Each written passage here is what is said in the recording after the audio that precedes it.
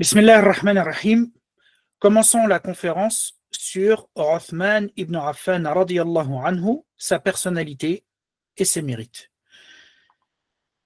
Alors dans cette conférence qui va se décliner en trois parties, on va d'abord voir la présentation générale de Uthman ibn Affan.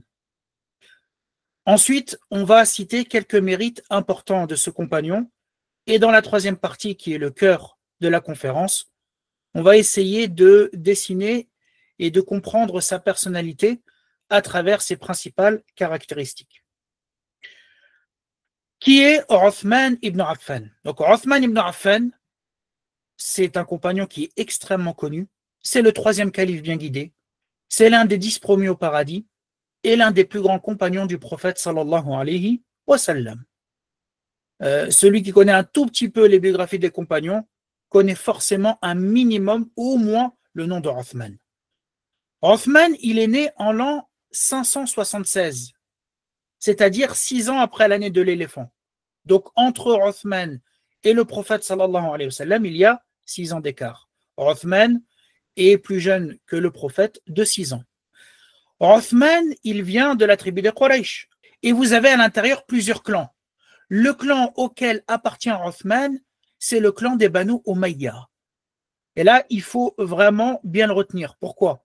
Parce que autant Abu Bakr et Omar appartenaient à des clans plutôt faibles de la Mecque, autant là, Uthman, il appartient à un clan qui est très puissant, voire le plus puissant de la Mecque. Les Banu Umayya, les Umayyads d'ailleurs, ça va donner une dynastie qui va régner sur la communauté musulmane après les califes bien guidés. C'était un clan qui était très puissant et qui avait de très grandes personnalités, parmi eux des grands dirigeants et des grands commerçants. Et je vous donne un nom que vous connaissez très sûrement, qui est extrêmement connu, celui d'Abu Sufyan. Abu Sufyan était un Omeyyade, il faisait partie des Banu Umayya. Abu Sufyan était un grand commerçant et c'était aussi un grand dirigeant puisqu'il a dirigé la Mecque et plus particulièrement il a été le grand chef après la bataille de Badr, pour ceux qui connaissent un peu la sira du prophète sallallahu alayhi wa sallam. Qui sont les parents de Uthman? La mère de Uthman s'appelle Arwa, fille de Qurayz, bin Qurayz. La grand-mère maternelle de Uthman, elle se nommait Al-Bayda, Hakim, et elle était la tante paternelle du prophète sallallahu alayhi wa sallam. Son père, Affan, c'était un grand commerçant, et il est mort avant l'islam. Autant la mère de Uthman s'est convertie à l'islam, d'ailleurs elle est morte durant le califat de Uthman selon ce qu'on rapporte, et son père Affan, lui, n'a pas connu l'islam. Il était un grand commerçant et il a laissé derrière lui une grande richesse que Uthman va faire fructifier et qu'il va mettre au service de l'islam, comme on va le voir. Quelle était la vie de Uthman avant l'islam? Uthman, il est né à la Mecque, mais il a grandi à Taïf. Ce détail-là, il est important. Pourquoi? Parce que contrairement à la Mecque, Taïf était une ville prospère. C'était une ville verdoyante. Taïf était réputé pour ses fruits abondants, pour son eau généreuse et pour son air pur. C'est dans ce cadre qu'Uthman va grandir. Et donc, vous savez que l'environnement a toujours un impact sur la personnalité. Vous vous souvenez que Omar, lui, il a grandi avec son père qui était dur avec lui. Il élevait les chameaux, il s'occupait des chameaux, ce qui a fait qu'on va retrouver chez Omar de la rudesse, de la fermeté. Uthman, lui, va grandir à Taïf, dans cet environnement paisible et agréable, ce qui va développer chez Uthman cette qualité de la douceur, de la clémence et de l'indulgence. Uthman, il était très apprécié par les Quraysh, par sa tribu à la Mecque. Tout le monde appréciait Uthman. Omar, lui, il était belliqueux. Si vous vous souvenez, lorsqu'il va se convertir à l'islam, il va même se battre avec les polythéistes qui vont s'opposer à sa conversion. Mais Uthman, c'est le contraire. C'est quelqu'un qui est très apprécié. Même lorsqu'il va se convertir à l'islam, les gens l'aimaient. Et on rapporte que les femmes avaient l'habitude de faire danser et de dorloter leurs enfants en leur chantant Uhibbuka war-Rahman, hubba Qurayshin li-Uthman. C'est-à-dire, par Allah, le très miséricordieux, je t'aime, de l'amour que Quraysh porte à l'égard de Uthman. Ça vous montre la place que Uthman avait. Parce que c'était quelqu'un de conciliant, c'était quelqu'un de doux, comme Abu Bakr as-Siddiq. D'ailleurs, Uthman, il a une personnalité qui se rapproche beaucoup plus d'Abu Bakr que de Omar. Othman, il va profiter de l'argent que son père va lui laisser à sa mort, il va le faire fructifier et il va devenir l'un des plus riches commerçants de Quraysh. Et malgré cette richesse, vous savez que la richesse, elle mène facilement à la débauche et aux mauvaises actions. Elle mène à la transgression et aux excès. Othman, il ne va pas avoir ce comportement. Cette richesse ne va ajouter chez lui que de la noblesse, que de la douceur.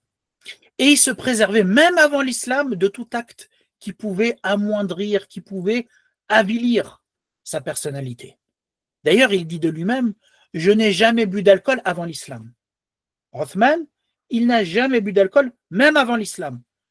Et il avait l'habitude de dire, de donner ce raisonnement, il dit, « L'alcool fait perdre la raison. » Or, la raison est le don le plus élevé qu'Allah a accordé à l'être humain. L'être humain doit donc s'élever par la raison et non pas entrer en conflit, avec elle.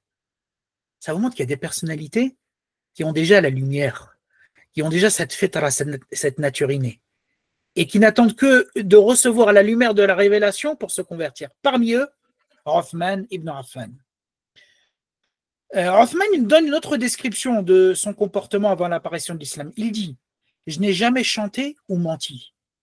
Je n'ai jamais bu de l'alcool, ni commis la fornication, que cela soit avant ou durant l'islam. » Othman, avant de se convertir, on a dit qu'il était commerçant, donc ça veut dire quoi? Ça veut dire qu'il voyage. Et comme Abu Bakr, c'était quelqu'un de cultivé.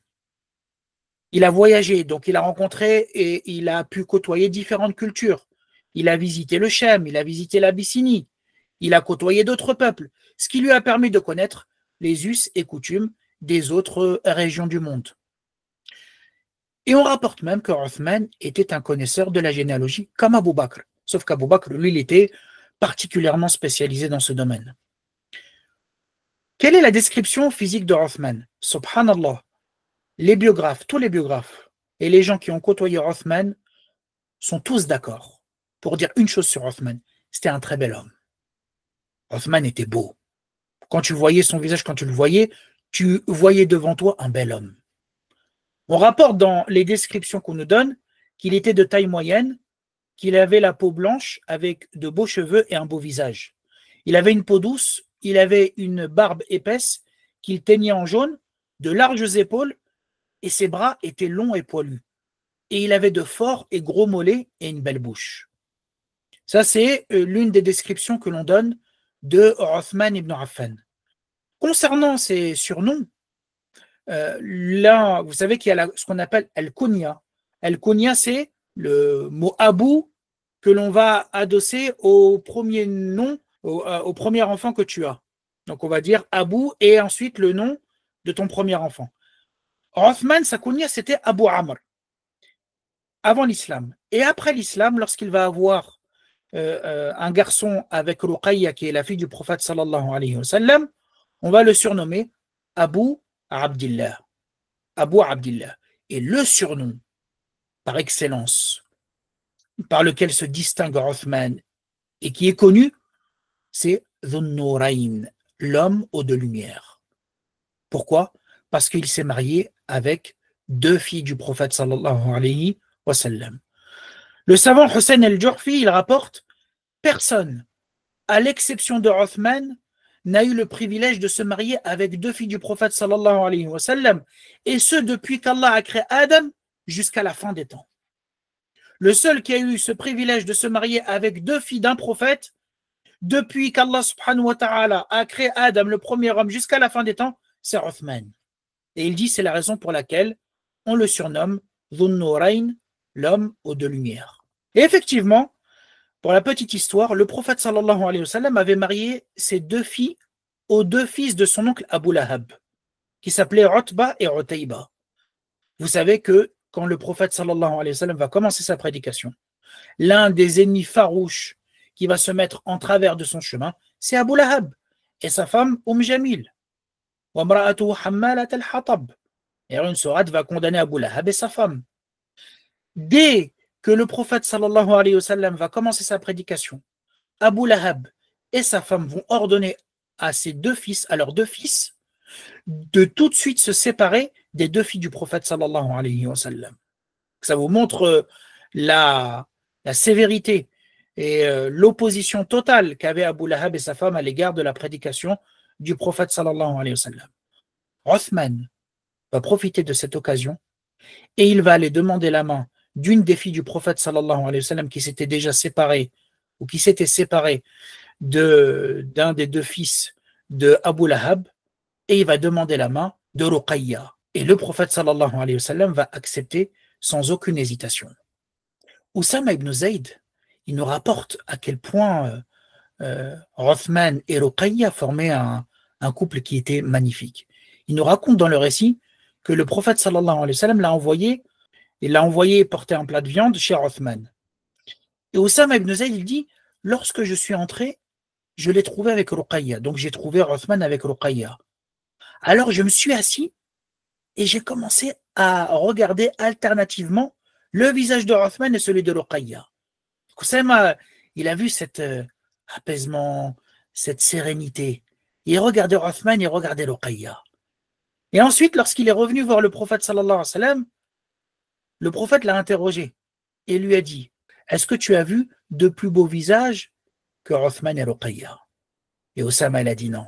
C'était des visages qui étaient lumineux, qui étaient resplendissants.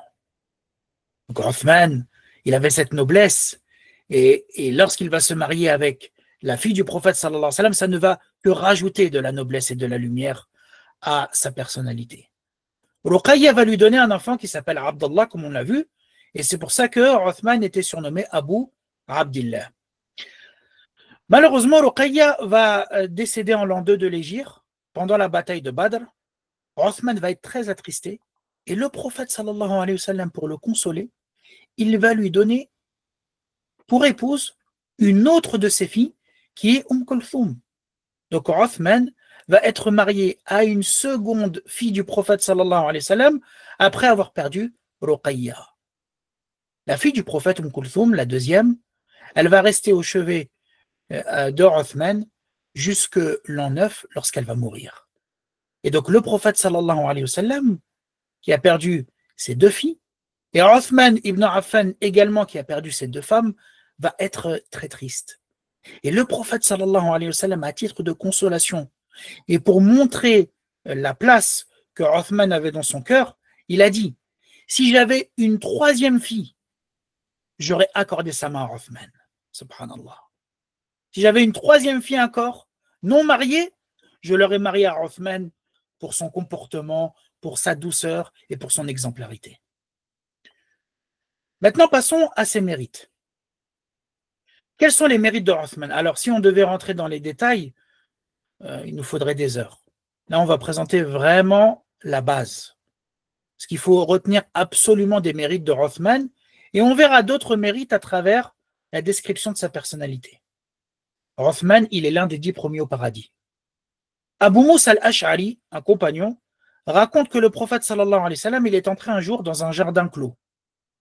Le prophète sallallahu alayhi wa sallam lui a dit de garder la porte de ce jardin.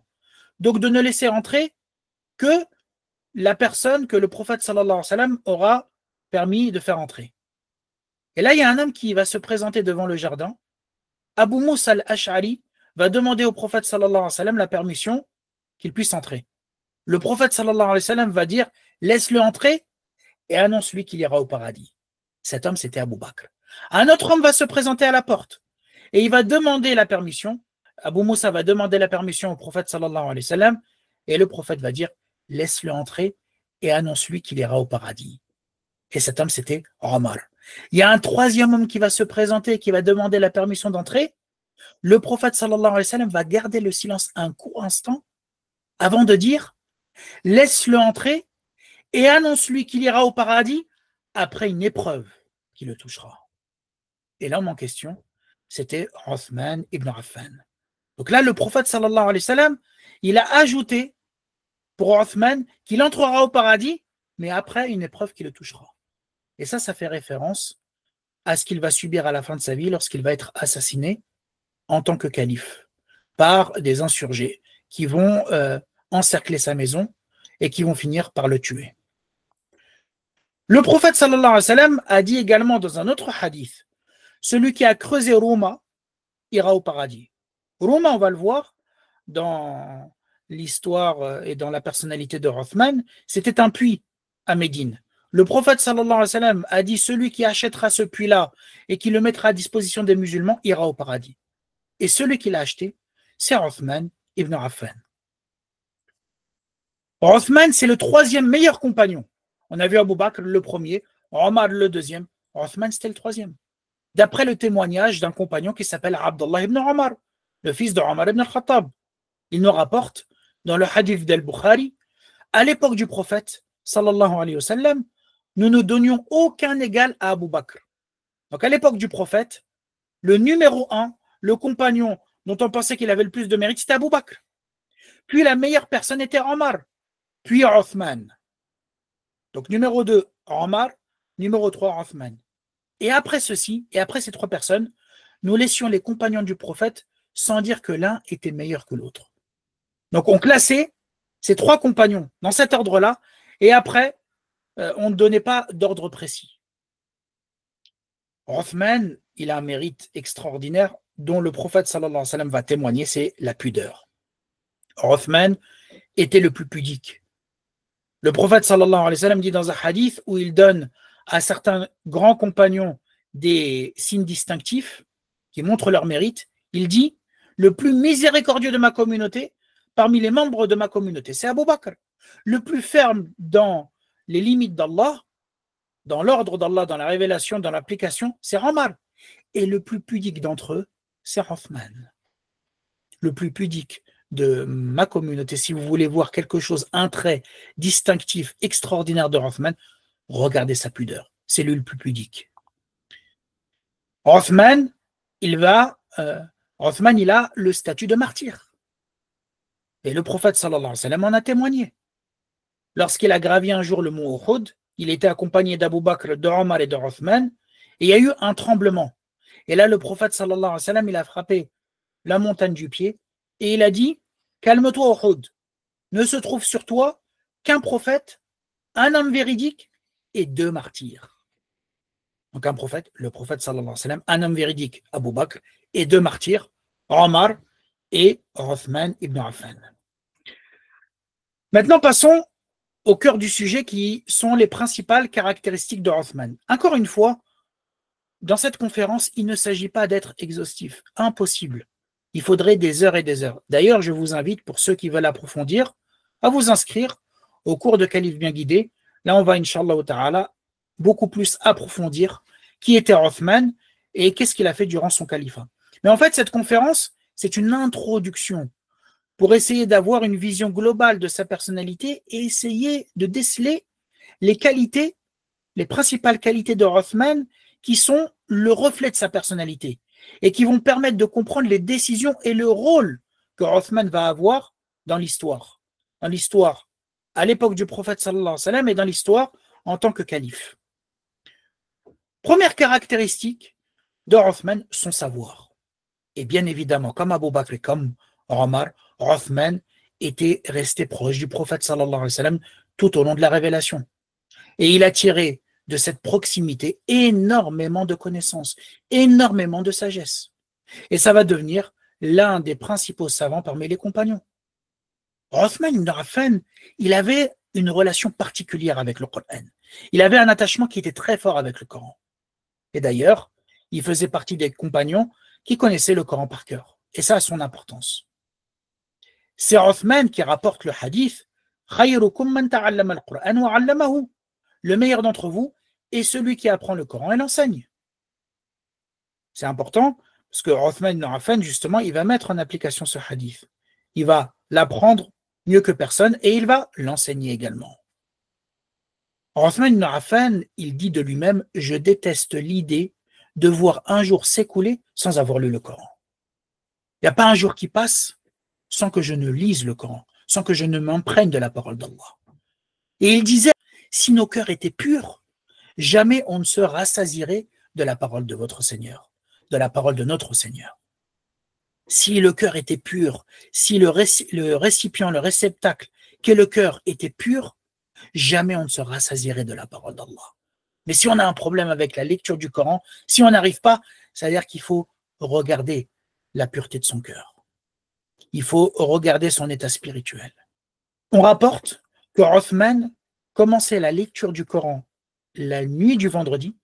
Donc, il commençait le début du Coran la nuit du vendredi et il finissait sa lecture la nuit du jeudi. Tellement que sa femme, l'une de ses femmes, qui s'appelle Naïla, elle dit par Allah, Othman veillait la nuit en compagnie du Coran et il le récitait entièrement en une seule raka'a. Othman, il lisait le Coran en une seule raka'a.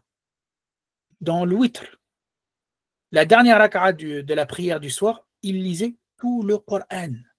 Vous imaginez? Ça, c'est la piété et la relation que Othman avait avec le Coran.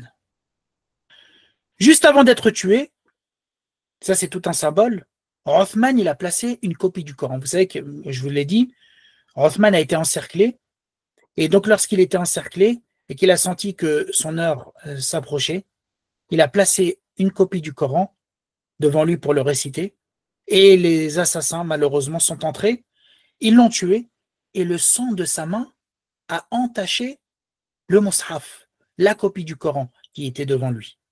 Et elle a entaché plus précisément le verset où Allah subhanahu wa ta'ala dit Allah te suffira contre eux, car il entend tout et c'est tout. Et d'ailleurs, on rapporte qu'il n'y a pas un assassin de Othman sans que lui-même ait été tué après avoir tué Othman ibn Affan. Deuxième caractéristique, sa pudeur et sa chasteté. La pudeur, c'est sûrement la qualité par laquelle Othman s'est le plus distingué des autres compagnons. Qu'est-ce que c'est que la pudeur? La pudeur, c'est pas la honte. La pudeur, c'est une qualité morale, c'est un état spirituel qui pousse le croyant à accomplir ce qui embellit sa personnalité et ce qui élève. Et la pudeur, c'est également le fait de délaisser ce qui va avilir, ce qui va amoindrir. C'est pour ça que Othman, encore une fois, il avait une personnalité en or, une personnalité que tout le monde respectait, même ceux qui ne croyaient pas en Allah et en son messager. Aïcha, radiyallahu anha, elle rapporte l'anecdote suivante. Elle dit, le prophète sallallahu alayhi wa sallam était allongé dans ma maison, donc auprès de Aïcha, avec la cuisse découverte, lorsqu'Abu Bakr a demandé la permission d'entrer. Donc le prophète, il était allongé, sa cuisse, elle était découverte, et là, à ce moment-là, Abu Bakr, il a demandé la permission d'entrer. Le prophète lui a donné la permission, et il est resté dans cette position, tout en parlant à Abu Bakr. Omar, ensuite, il a demandé la permission d'entrer. Le prophète, sallallahu alayhi wa sallam, lui a donné la permission d'entrer, et il est resté dans cette position, et il a parlé avec Omar. Puis Othman, il a demandé la permission d'entrer, alors le prophète, sallallahu alayhi wa sallam, qui était allongé, il s'est assis, il a remis son habit en place, et alors Othman est entré, et le prophète lui a parlé. Aïcha, radiallahu anha, elle a vu ça. Elle a vu que le prophète, sallallahu alayhi wa sallam, il s'est comporté avec Othman de manière particulière, comme il ne s'est pas comporté avec Abu Bakr et Omar. Et elle a voulu connaître la sagesse de cette attitude. Et elle a dit au prophète, sallallahu alayhi wa sallam, Abu Bakr est entré, alors tu n'as rien fait de particulier pour l'accueillir. Puis Omar est entré, et tu n'as rien fait de particulier pour l'accueillir, et tu n'as pas fait particulièrement attention à lui. Puis lorsque Othman est entré, tu t'es assis, et tu as remis ton habit en place. Et là, le prophète, sallallahu alayhi wa sallam, il a dit pourquoi? Il a dit, ne dois-je pas faire preuve de pudeur avec un homme vis-à-vis duquel les anges font preuve de pudeur? Ya Aïcha, ne serais-je pas pudique à l'égard d'un homme vis-à-vis duquel les anges eux-mêmes, qui sont des créatures pures, font preuve de pudeur? Subhanallah. Othman ibn Affan. Vous voyez que ce degré-là de pudeur est tellement élevé que même les anges reconnaissent et adaptent leur comportement vis-à-vis de Othman ibn Affan. Et c'est pour ça que le prophète sallallahu alayhi wa sallam a eu ce comportement particulier avec Othman, contrairement à Abu Bakr et Omar. Et donc le prophète sallallahu alayhi wa sallam, dans le hadith que l'on a cité précédemment, il a dit le plus pudique d'entre eux, d'entre les compagnons, c'est Othman. Et lui-même, Othman, il dit bien, je n'ai jamais chanté, menti, ou a'azakumullah, je n'ai jamais touché mon sexe de la main droite depuis que j'ai prêté serment d'allégeance au prophète sallallahu alayhi wa sallam. Je n'ai jamais bu de l'alcool et je n'ai jamais commis la fornication, que cela soit avant ou durant l'islam. Et la personnalité de Rothman, c'est la noblesse et la piété en même temps. Vous savez que la noblesse, ce n'est pas quelque chose de péjoratif. La noblesse, si elle te pousse à avoir des comportements nobles, notamment la pudeur, la douceur, l'indulgence, c'est extraordinaire. Et l'islam vient parfaire ce comportement-là qui existe. Eh bien, Rothman, c'est l'incarnation de cela. C'est la noblesse du comportement et une piété et une spiritualité qui est au summum.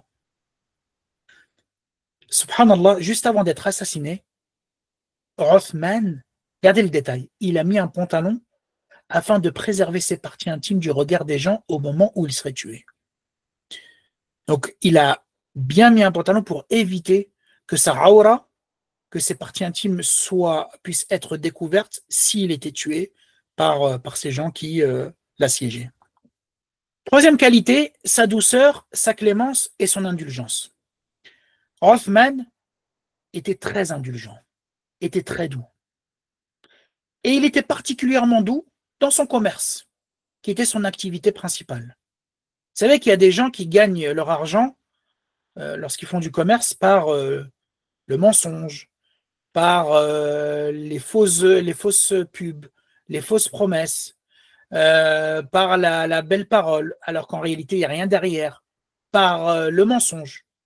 Et il y en a d'autres qui gagnent leur vie parce qu'ils ont un bon comportement et ils arrivent à gagner le cœur et la confiance des gens. Rothman, il faisait partie de ces gens-là. Regardez cette histoire magnifique. On rapporte qu'un jour, Rothman a acheté une terre à un homme. Donc Rothman, il a acheté cette terre à cet homme-là, et normalement, cet homme devait venir pour récupérer son argent. Mais cet homme, il a tardé. Rothman, il l'a rencontré et lui a dit, qu'est-ce qui t'a empêché de venir récupérer ton argent? L'homme, il a répondu, tu m'as lésé. Donc, ça veut dire d'une certaine manière, de manière familière, tu m'as carotte. Tu m'as lésé, tu as été injuste avec moi. Parce qu'à chaque fois que je rencontre une personne, il me blâme. Pourquoi tu as acheté cette terre à ce prix-là? Et Rothman, il lui a dit, c'est cette cause qui t'empêche de venir récupérer ton argent. C'est ça qui fait que tu ne veux pas récupérer ton argent. Parce que tu fais la tête et parce qu'on te dit que tu as conclu une affaire commerciale qui est en ta défaveur. L'homme, il a dit oui, c'est à cause de ça. Rothman, il lui a dit, choisis entre récupérer ta terre ou ton argent. Donc, soit tu récupères ta terre, allez, et si tu veux récupérer ton argent, je te donne ton argent maintenant. Il a ajouté un hadith du prophète sallallahu alayhi wa sallam qui justifie son comportement. Le prophète, il dit, Allah fera entrer au paradis un homme qui avait l'habitude d'être facile lors de l'achat, lors de la vente, lors du paiement et lors de la réclamation d'une dette. Allah subhanahu wa ta'ala, il va te faciliter l'entrée au paradis si tu facilites les achats lors d'une transaction, si tu facilites les ventes, si tu facilites les paiements et si tu facilites la personne lorsque tu vas lui réclamer une dette. On rapporte également que Talha, le grand compagnon Talha, qui fait partie des 10 premiers au paradis et qui était un homme très généreux, il avait emprunté 50 000 dinars à Rothman. Donc 50 000 dinars, c'est une somme. Il y a Talha qui un jour est venu voir Rothman et lui a dit, ton argent est prêt, viens le récupérer. Donc tu m'as prêté 50 000 dinars, c'est bon, j'ai récupéré ces 50 000 dinars, je peux te les rendre. Et Rothman, il lui a dit, je te fais don de cet argent, 50 000 dinars, pour te soutenir dans ta grandeur d'âme. Subhanallah. Je sais que tu es généreux et je veux t'encourager dans cette générosité en te laissant ces 50 000 dinars. Et ça, c'est le cercle vertueux que l'islam propose. Plus les gens vont être généreux, plus ils vont faire preuve d'un bon comportement, plus ça va encourager les gens à investir, à donner. Mais plus tu es radin, plus tu es avare, plus les gens ils vont se méfier. Et moins ils vont avoir ce comportement et cette attitude de donner à l'égard des autres. Et surtout, parce que ça ne veut pas dire qu'il faut être naïf et donner à n'importe qui et faire confiance à n'importe qui, non. Surtout à des gens qui sont généreux. Et Rothman, il savait que Talha, c'est un homme qui donnait. Et donc, pour l'encourager à faire cela, il a voulu lui donner encore plus de confiance, lui montrer les effets de cette générosité, il lui a dit, garde tes 50 000 dinars pour ta grandeur d'âme. Othman, il va porter cette qualité de clémence et d'indulgence en tant que calife. Dans une histoire qui est rapportée par un homme qui s'appelle Imran ibn Abdillah, Othman, en tant que calife, il est sorti de chez lui pour se rendre à la prière du matin, la prière du Fajr. Il est entré à la mosquée par la porte à laquelle il avait l'habitude de rentrer. Donc Othman, il avait l'habitude de rentrer par une porte. Mais cette fois-ci, la porte, elle était bloquée. Et il a dit aux gens qui étaient autour, regardez, pourquoi elle est bloquée. Ils ont regardé, et il y a un homme qui était caché derrière cette porte. Il avait un poignard ou une épée dans sa main. Othman, il lui a dit, qu'est-ce que tu fais là? Qu'est-ce que tu veux? L'homme, il a dit, j'ai voulu te tuer en réalité. Othman, en tant que calife, il a dit, subhanallah, malheur à toi, pour quelle raison tu devrais me tuer? Et il interroge en plus. Regardez la justice. Non, il a dit à un dirigeant, d'un pays arabe, taqillah, crains Allah, il est parti en prison pendant des années. Juste taqillah. Hein. Là, il y a un homme qui tient un poignard et qui était prêt à tuer Othman, et Othman, il l'interroge pour savoir ce qui s'est passé. Et l'homme, il dit, un de tes gouvernants au Yémen a été injuste avec moi. Et Othman, il lui a dit, pourquoi tu ne m'as pas fait parvenir cette injustice que tu as subie? Au moins, tu aurais une raison de me tuer si je n'avais pas jugé équitablement entre toi et ce gouverneur. Et Othman, il s'est tourné vers ses compagnons et il leur a demandé, que dites-vous de cette affaire? Qu'est-ce que je dois faire? Ils ont dit, ô chef des croyants, c'est un ennemi qu'Allah a mis à ta merci. Donc Allah, il a fait en sorte que cet homme-là ne puisse pas te faire de mal. Juge avec sévérité vis-à-vis de celui qui a voulu te tuer. Et Othman, il a dit, c'est plutôt un serviteur qui avait l'intention de commettre un péché et dont Allah m'a protégé. Et il s'est adressé ensuite à l'homme qui a voulu le tuer. Il lui a dit, amène un homme qui se portera garant que tu ne mettes plus les pieds dans la ville de Médine tant que je serai calife.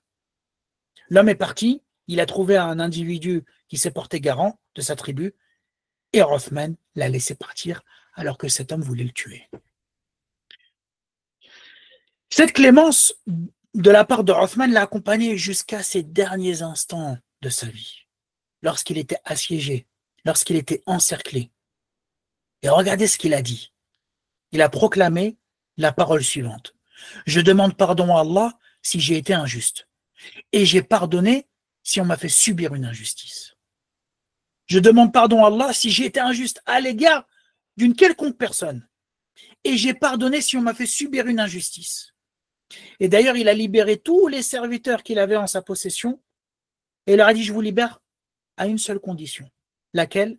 De ne pas prendre les armes pour affronter ces gens-là qu'il avait encerclés, et de ne pas prendre les armes ne serait-ce que pour le défendre contre ces gens. Regardez cette clémence et cette grandeur d'âme de ce compagnon Othman ibn Affan. Mais attention, Othman, autant il était doux, il était clément, mais ça ne veut pas dire qu'il était faible. Et ça, malheureusement, c'est l'une des caricatures que l'on fait de Othman ibn Affan. Il était doux, donc il était faible. Non. Et il est impensable que la communauté musulmane puisse mettre à sa tête un homme faible. Effectivement, Othman était beaucoup plus doux que Omar. Omar était beaucoup plus strict, mais ça ne veut pas dire que Othman n'était pas ferme, qu'il n'avait pas cette fermeté que l'on exigeait d'un grand dirigeant. D'ailleurs, cette qualité de fermeté, c'est Abu Bakr as-Siddiq lui-même qui va en témoigner. Othman, lorsqu'il va se convertir à l'islam, il avait 34 ans. Abu Bakr va être la cause de la conversion de Othman. Et ça, c'est l'un des grands mérites que l'on a recensé dans la conférence d'Abu Bakr, c'est-à-dire qu'Abu Bakr a été la cause de la conversion de 5 personnes parmi les 10 promis au paradis, dont Othman. Et Abu Bakr, pour l'appeler à l'islam, il va lui dire, malheur à toi, Othman, par Allah, tu es un homme ferme et résolu. Tu es un homme ferme et résolu. Qui dit ça? Abu Bakr. À qui? Othman. À qui n'échappe ni la vérité ni le faux. Othman, tu es un homme ferme, tu es un homme résolu et tu es un homme clairvoyant. Regarde ces statues que ton peuple adore. Ne sont-elles pas que des pierres qui ne peuvent ni entendre, ni voir, ni apporter de bien, ni apporter de mal? Othman il va dire, c'est vrai, tu as raison. Et alors Abu Bakr va lui dire, voilà Muhammad ibn Abdillah, qu'Allah a envoyé avec un message adressé à toutes ces créatures. Veux-tu aller l'entendre? Othman va accepter. Il va se rendre avec Abu Bakr auprès du prophète sallallahu alayhi wa sallam et il va se convertir à l'islam. Othman, il va faire preuve de fermeté. Et que dire de cette fermeté face aux épreuves qu'il va rencontrer, que les compagnons en général ont rencontrées, puisqu'ils vont être minoritaires à la Mecque. N'oublions pas ça. Celui qui se convertit à l'islam à ce moment-là, il ne peut avoir qu'une grande force de caractère. Son oncle, Al-Hakam, qui s'appelle Al-Hakam, il va enchaîner Othman lorsqu'il va apprendre qu'il s'est converti, et il va lui dire, est-ce que tu t'es détourné de la religion de tes ancêtres pour adhérer à une nouvelle religion, donc l'islam? Par Allah, je ne vais pas te libérer tant que tu n'auras pas décidé de retourner à ta religion initiale, c'est-à-dire le polythéisme. Qu'a répondu Othman? Othman, il a dit par Allah, jamais je ne délaisserai ma religion et jamais je ne la quitterai. Lorsque son oncle Al-Hakam a entendu cette parole et qu'il a vu la détermination de Othman, sa résolution, il l'a laissé tranquille. Othman, il va faire preuve aussi d'un grand sacrifice lorsqu'il va faire les deux immigrations, en Abyssinie et à Médine. D'ailleurs, Othman et Ruqayya, qui étaient mariés à cette époque, vont faire partie du premier groupe de musulmans à émigrer en Abyssinie. Ensuite, Othman va revenir à la Mecque et il va faire l'émigration aussi à Médine. Et il va participer à tous les événements importants aux côtés du prophète sallallahu alayhi wa sallam. Sauf lorsqu'il avait une excuse, comme à la bataille de Badr. Pourquoi? Parce qu'il va rester au chevet de sa femme Ruqayya, sous l'ordre du prophète sallallahu alayhi wa sallam, parce qu'elle était très malade. Et Othman avait une excuse. D'ailleurs, le prophète sallallahu alayhi wa sallam, même si Othman n'a pas participé, il va le compter parmi les participants à Badr, par l'intention. Également, Othman, et ça va déteindre sur ses décisions en tant que calife, notamment le fait de rassembler les gens autour d'un même mushaf. Vous savez que le Coran a connu une compilation en plusieurs étapes.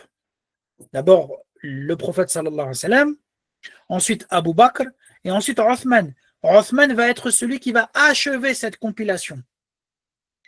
Pour ne pas rentrer dans trop de détails, à l'époque du prophète sallallahu alayhi wa sallam, le Coran, il était écrit. Mais il n'était pas rassemblé dans un seul mushaf, dans une seule copie. Celui qui va faire cette action-là de rassembler l'ensemble du Coran dans une seule copie, c'est Abu Bakr Siddiq. Et ensuite, Othman, il va achever cette compilation lorsqu'il va rassembler l'ensemble des musulmans autour de cette copie. Pourquoi? Parce qu'il y avait ce qu'on appelle des modes de lecture qui existaient à cette époque-là. Je ne rentre pas dans les détails, parce qu'il y aurait beaucoup de choses à dire. Mais il y avait différents modes de lecture possibles, ce qui créait des divisions entre certains compagnons, entre certaines personnes. Et là, Othman, il va prendre le mushaf qui a été compilé à l'époque d'Abu Bakr et il va envoyer plusieurs copies de ce mushaf à l'ensemble des régions musulmanes pour supprimer toute divergence nocive ou toute divergence qui pouvait être préjudiciable à l'égard de l'ensemble de la communauté. Et ce qu'a fait Othman, ça demande une grande détermination, parce que ce n'était pas évident à faire, c'était lourd, ça concerne la religion et ça concerne l'ensemble de la communauté. Mais Othman, par sa connaissance du Coran, par sa clairvoyance, par sa fermeté, par sa résolution, il va prendre cette décision qui fait l'unanimité de la communauté. Et d'ailleurs, le mushaf que l'on a, on l'appelle al-mushaf al-Uthmani, le mushaf otmanien, en référence à cette décision de Othman ibn Affan. Cinquième qualité, sa modestie et son ascétisme. Malgré sa richesse et sa notoriété, cela n'empêchait pas Othman d'être d'une grande modestie. On rapporte que la nuit, il se réveillait et il allait chercher soi-même l'eau de ses ablutions. Et on lui a dit, mais si tu avais ordonné à un de tes serviteurs de le faire, il t'aurait suffi. Et Othman, il a dit non, la nuit leur est consacrée afin qu'ils puissent se reposer. Je le laisse dormir. Même si j'ai le droit de le réveiller, etc., pour qu'il me rende service, je ne le ferai pas. Je le laisse dormir tranquillement. Et Othman s'habillait modestement. Et il traitait tous ses servants comme des égaux, comme il traiterait des membres de sa famille. Il était tellement modeste qu'il ne se distinguait pas par ses vêtements. C'est ce qu'on retrouve chez le prophète sallallahu alayhi wa sallam d'ailleurs, et c'est ce qu'on a retrouvé par exemple chez Omar ibn al-Khattab. Othman, c'était la même chose. Un homme témoigne, il dit, j'ai vu Othman endormi et enveloppé dans une couverture à l'intérieur de la mosquée de Médine, sans qu'il n'y ait personne autour de lui alors qu'il était le chef des croyants. Donc il était endormi à l'intérieur de la mosquée, il n'y avait personne autour de lui, et il était à ce moment-là le chef des croyants, le calife. Un homme rapporte que Othman ibn Affan nourrissait les gens d'aliments dignes des gouvernants, donc il donnait aux gens des très bons aliments, pendant que lui il rentrait et il mangeait quelque chose de très modeste comme du vinaigre et de l'huile. Sixième qualité, son adoration. Othman était quelqu'un qui était plongé dans les adorations. On rapporte que Othman, il se levait une grande partie de la nuit pour prier et il jeûnait presque tout le temps, sauf durant les jours interdits. Et on rapporte également qu'il commençait la récitation le vendredi soir et il terminait le jeudi soir suivant. Abdullah ibn Omar, regardez, il dit à propos du verset suivant où Allah subhanahu wa ta'ala dit Amman huwa qanitun ana al-layli sajidan wa qa'ima yahdharu al-akhirah wa yarju rahmata rabbi. Allah il dit dans un verset, n'est-il pas meilleur la personne, celui qui passe ses nuits en prière, prosterné au debout, qui craint la vie future et qui place son espoir dans la miséricorde de son Seigneur. Abdullah ibn Omar il dit, ce verset il concerne Othman ibn Affan. Ça veut dire quoi? C'est-à-dire, si vous voulez voir un homme qui incarne, qui personnifie, qui représente ce verset, regardez Othman ibn Affan. Ses qualités de il passe ses nuits en prière, prosterné au debout. Il craint la vie future et il place son espoir dans la miséricorde de son Seigneur. Toutes ces qualités, on les retrouvait ancrées chez Othman ibn Affan, radiyallahu anhu. Ibn Abbas, le grand compagnon, il parle d'un verset où Allah subhanahu wa ta'ala dit Hal yastawi huwa wa man ya'muru bil adli wa huwa ala siratin mustaqim. Donc Allah subhanahu wa ta'ala dit cet homme serait-il l'égal d'un autre qui prescrit la justice et qui suit le bon chemin, qui suit le droit chemin.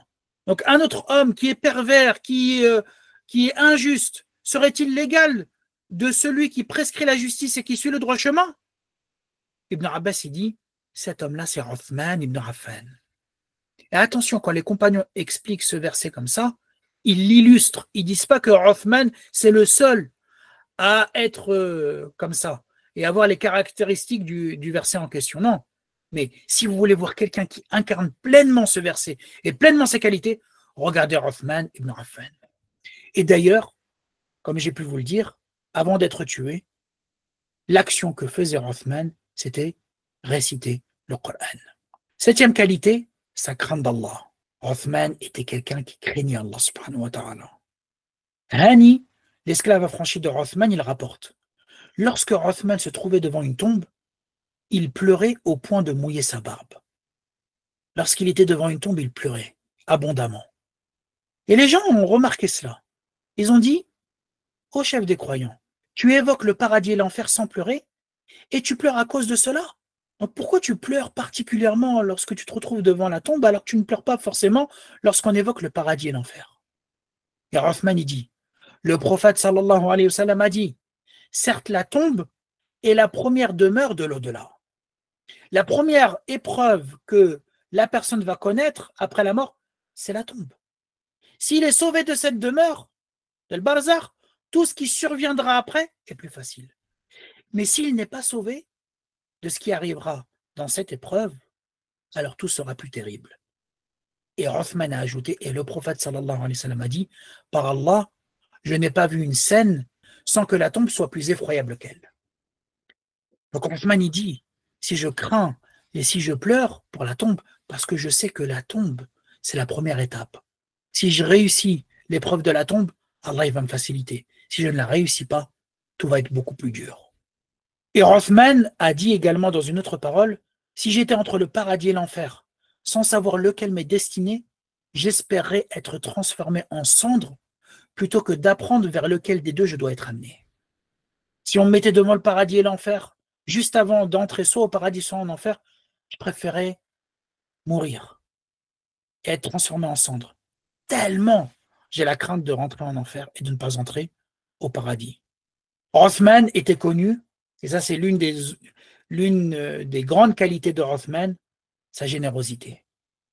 Rothman était un riche commerçant et il mettait son argent au service de la communauté.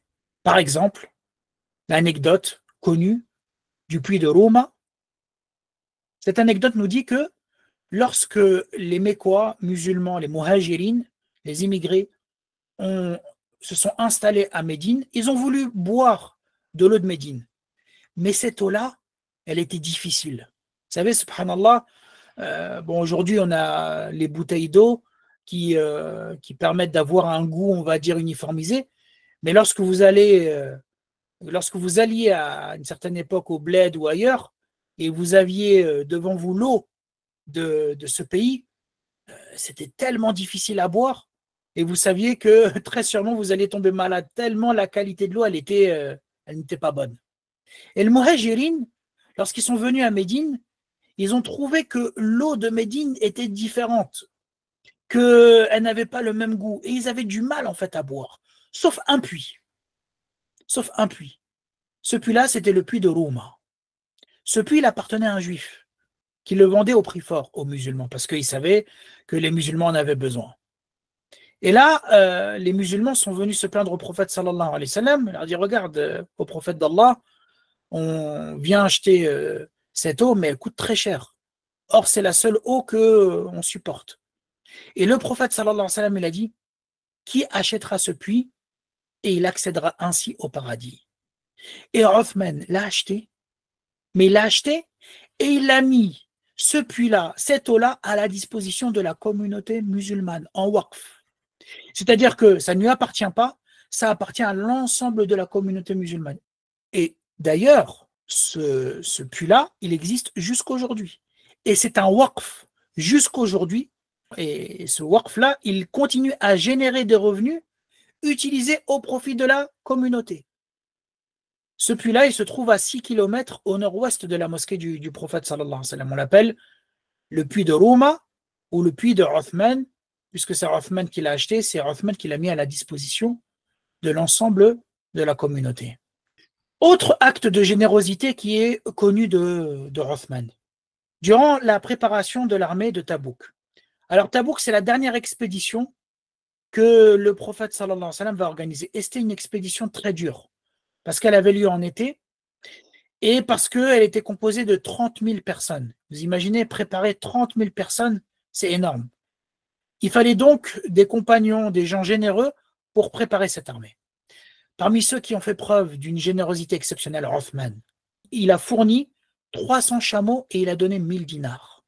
Abdurrahman ibn Samura, il rapporte que Othman s'est rendu vers le prophète sallallahu alayhi wa sallam. Il a apporté 1000 dinars qu'il a présenté devant le prophète sallallahu alayhi wa sallam lorsqu'il préparait l'armée d'Al-Usra, donc l'armée de Tabouk.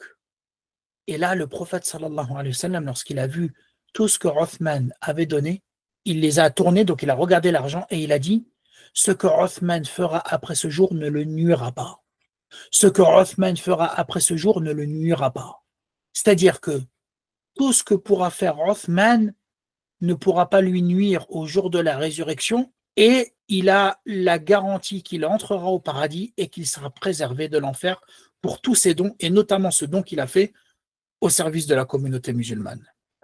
Et là, vous voyez que Othman, il dépensait avec générosité, mais selon 3 aspects, 3 critères qu'il faut retenir.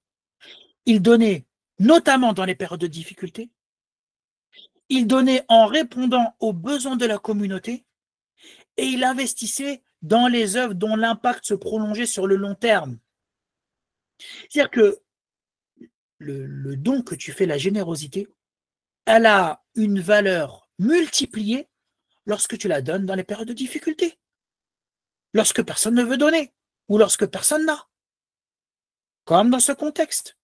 Ou comme, pour donner un autre exemple, Abu Bakr, lorsqu'il libérait les esclaves à la Mecque, les esclaves croyants qui étaient en train de se faire châtier.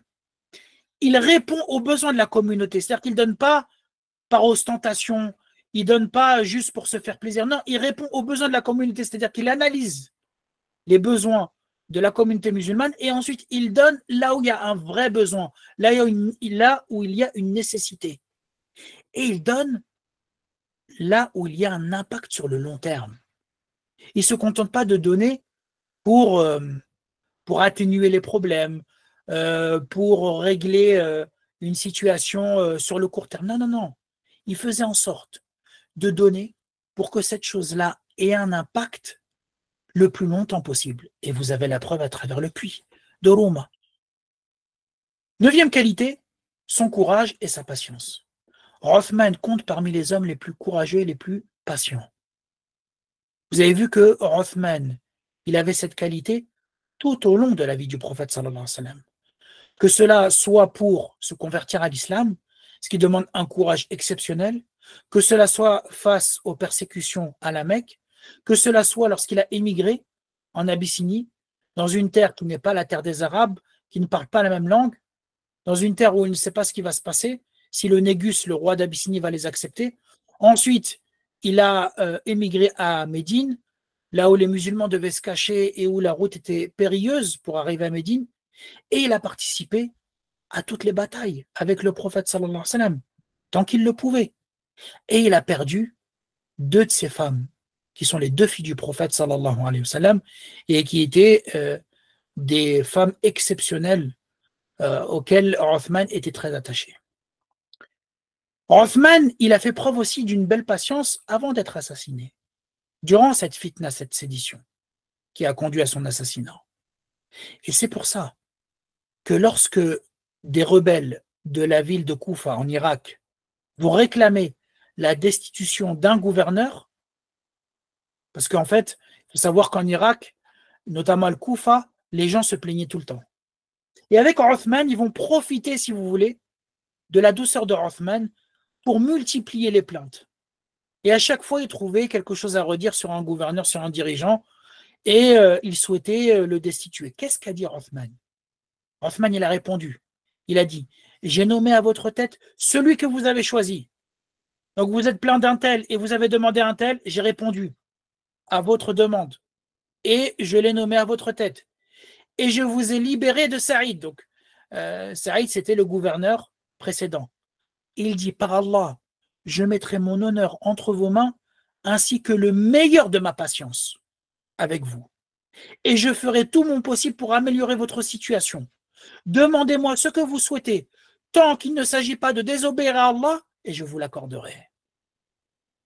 C'est pour ça que Othman, il a traité avec ces gens-là avec la plus grande des douceurs, avec la plus grande des patiences, malgré qu'ils étaient rebelles. Et ça, cette rébellion, cette attitude, elle existait avec Omar ibn al-Khattab. Omar, il était beaucoup plus sévère, il était beaucoup plus dur.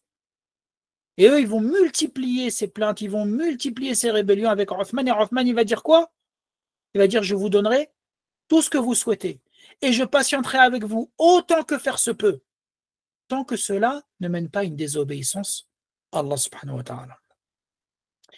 Et c'est pour ça que lorsque les rebelles sont venus l'assiéger, il a empêché les compagnons, il a empêché tout le monde de prendre les armes, alors qu'il aurait pu haranguer les compagnons et leur demander de prendre les armes pour le défendre, et ça aurait été tout à fait légitime. Dernière qualité de Othman, parmi les qualités qu'il avait, la justice. Othman s'est distingué par la qualité de la justice, parce que malheureusement, comme son califat s'est terminé par son assassinat, on a tendance, même pour le défendre, à évoquer les points négatifs, pour essayer de répondre à ceux qui se sont rebellés de manière illégitime, en disant on lui a reproché ça, alors qu'en réalité, c'était comme ça qu'il fallait comprendre. On lui a reproché ça, alors que c'était une calomnie. Et malheureusement, ça nous fait oublier que Othman, il fait partie des très grands dirigeants de la communauté. Il fait partie des 4 meilleurs dirigeants de toute la communauté musulmane. Et l'une des caractéristiques des califes bien guidés, c'est la justice. Et Othman, il a brillé par cette qualité. D'ailleurs, dès le début de son califat, il a suivi scrupuleusement la politique de Omar. À chaque fois qu'il choisissait un gouverneur, c'était toujours basé sur la piété, sur la compétence. Et il faisait attention à ce que les dirigeants, les gens qui travaillent sous son autorité, ne soient pas injustes. Il a dit dans son premier message à ses gouverneurs, Allah a ordonné aux dirigeants d'être des bergers pour leur administrer et ne leur a pas ordonné d'être de simples collecteurs d'impôts. Allah subhanahu wa ta'ala a ordonné aux dirigeants d'être des bergers pour ceux qui sont administrés et il ne leur a pas ordonné d'être des collecteurs d'impôts. Donc Othman, il rapporte. Othman, il rappelle au gouverneur que, attention, vous êtes là pour diriger, vous êtes là pour orienter, vous n'êtes pas là pour prendre leur argent, vous n'êtes pas là pour vous approprier les biens des gens, comme ce qui se passe aujourd'hui.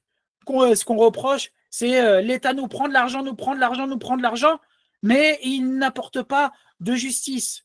On ne sait pas où va l'argent. Tout ce qu'on réclame du peuple, c'est donner l'argent. Et où sont les services? Où est la qualité de la santé, de l'éducation, etc., etc. Othman, il dit, justement, Allah subhanahu wa ta'ala a fait que vous êtes à la tête de la communauté pour diriger dans la justice et non pas pour prendre leur argent. Et Othman, il dit, les premiers de cette communauté qui ont dirigé cette communauté ont été des bergers, non des percepteurs. Et Othman, il dit, bientôt vos dirigeants deviendront des percepteurs et cesseront d'être des bergers. Lorsque cela se produira, eh bien disparaîtront la pudeur, la confiance et la loyauté. Et Othman, il a été très clairvoyant sur cette analyse-là. Puisqu'effectivement, au fur et à mesure, les injustices vont s'installer, les chefs vont devenir de plus en plus injustes et vont s'approprier l'argent, les biens des gens de manière injuste. On rapporte également que cette justice-là était appliquée même avec les gens les plus modestes. On rapporte que Othman, il est entré un jour auprès d'un de ses servants qui nourrissait une chamelle. Il a vu chez ce servant, il a vu en fait chez ce servant un comportement qu'il a désapprouvé. Alors il a saisi l'oreille du garçon et il l'a tiré, comme pour lui reprocher. Il y a ce que tu fais, c'est pas bon. Et Othman, après avoir fait ça, il a eu des remords. Et il a dit au jeune esclave, venge-toi. Le jeune homme, il a dit, non, j'ai pas envie. Pourquoi? Tu m'as juste tiré les oreilles, tu t'es un peu énervé, c'est pas grave. Othman, il a insisté. Il a dit, venge-toi. Jusqu'à que le jeune tienne son oreille et la tire à son tour comme Othman l'a tiré. Et Othman, il a dit, tire plus fort, jusqu'à que tu ressentes ce que j'ai ressenti. Et là, Othman, il a dit, quelle bonne chose que le règlement de compte dans cette vie d'ici-bas avant l'au-delà. Je préfère que toute chose que je dois régler, je la règle ici-bas, plutôt que de la régler dans l'au-delà et que je subisse un châtiment. Othman, c'était quelqu'un de vigilant. Et dans sa justice, il s'enquérait de l'état des musulmans. Il cherchait à connaître leurs problèmes. Il se renseignait sur les gens et sur le bon fonctionnement de la société. C'est pour ça qu'on rapporte de Moussa ibn Talha, le fils de Talha ibn Ubaydillah, j'ai vu Othman ibn Affan sur le mimbar, interrogeant les gens, leur demandant des nouvelles et s'enquérant des prix. Donc Othman, il faisait attention à l'état politique, à l'état social et à l'état économique de la population et de la communauté. Et Othman, il se préoccupait des affaires de ses administrés. Et il venait en aide à ceux qui étaient dans le besoin. C'est pour ça que Urwa ibn Zubayr les rapporte. J'ai vécu à l'époque de Othman et chaque musulman avait le droit à une part dans les biens d'Allah. Il avait le droit à une part de ce qui se trouvait dans le trésor public qui était consacré à l'ensemble de la communauté musulmane. Et ça, c'est une caractéristique du califat de Othman, c'est la prospérité de son époque.